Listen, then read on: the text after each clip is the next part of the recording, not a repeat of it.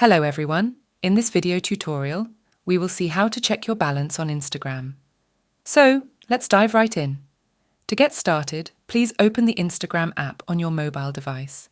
Ensure that you are logged into your Instagram account. If you haven't logged in yet, please do so using your credentials or create a new account. Next, locate and tap on the profile icon in the bottom right corner of the screen. Confirm that you are using a business or professional Instagram account and that the professional dashboard is displaying.